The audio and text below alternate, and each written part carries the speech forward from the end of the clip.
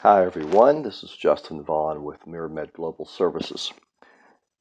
Our article today is focused on COVID in 2021, current impact and future concerns. Let's begin. No pandemic lasts forever. I'm sure those in the Middle Ages must have thought that there would never be an end to the Black Death, but it eventually subsided after 7 years.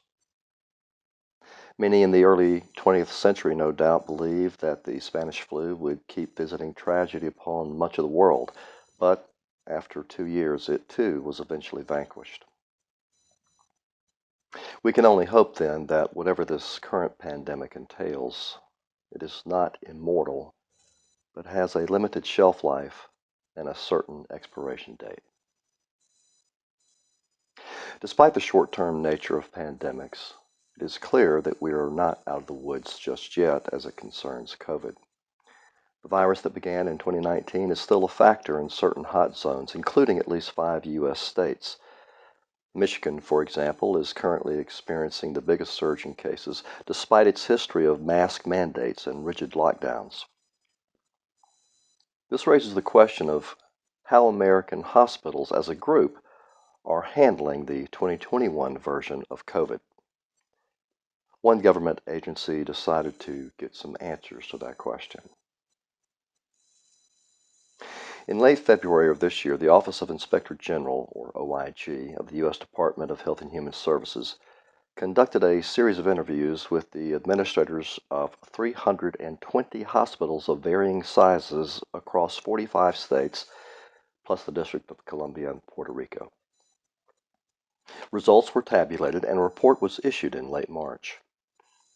The following will act to summarize a few highlights of the report's findings. This section is entitled Current Challenges. The OIG first wanted to determine what were the most difficult challenges being faced by hospitals in light of the COVID-19 pandemic. Here are some of the responses. High occupancy continues to be a problem for many hospitals. At the time of the survey, 40 responding hospitals had over 90% inpatient occupancy, and 56 had over 90% of their ICU beds occupied. There have been issues with discharging COVID patients during their recovery, which has affected available bed space throughout the hospital. The longer stays are creating bottlenecks throughout the facility, including in ICUs and emergency departments.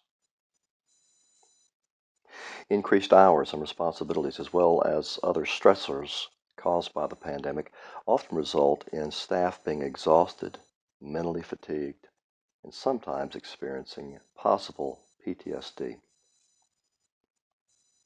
High turnover and competition for medical staff are causing staffing shortages.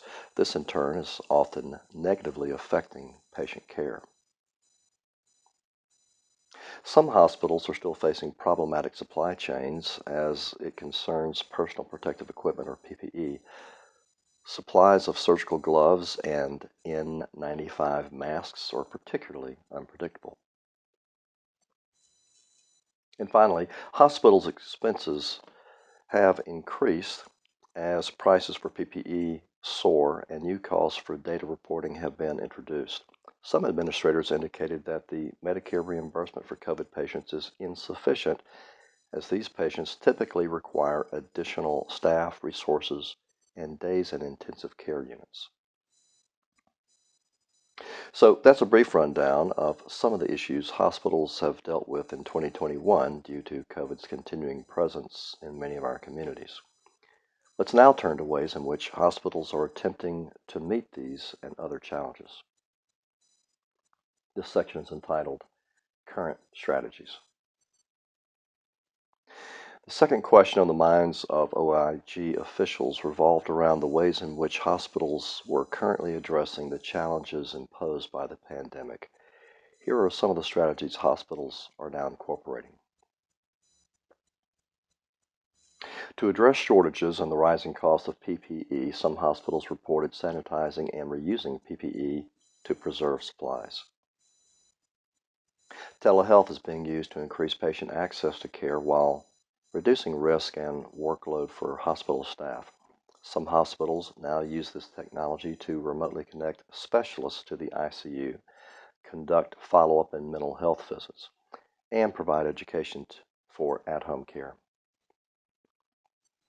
Assistance programs and other social support systems have been established to enhance employee morale and reduce burnout. Hospitals are encouraging staff to share their experiences through support groups or attend counseling sessions. Hospitals reported reallocating staff from different departments or supplementing their workforce with staff from other hospitals within their networks. Staff are being offered higher pay, overtime, incentives, bonuses, and additional benefits. New graduates with less experience are also being recruited, along with nurses from other countries, in order to fill these vacancies.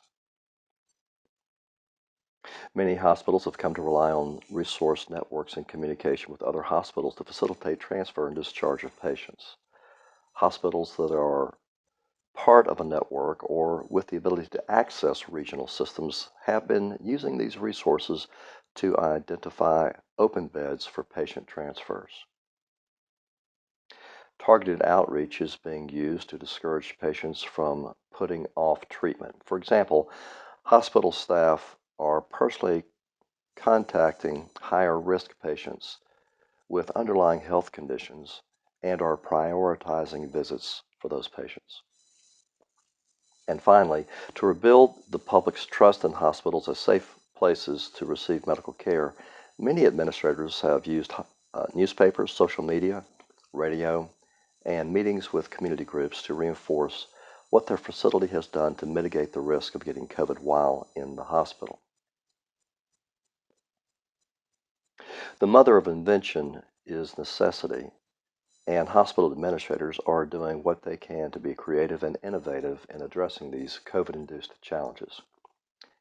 As each hospital has its own unique set of challenges to meet, each administrator must find what works best for their facility, whether that involves making use of the strategies recounted above or inventing a new, customized solution. This final section is entitled, Looking to the Future.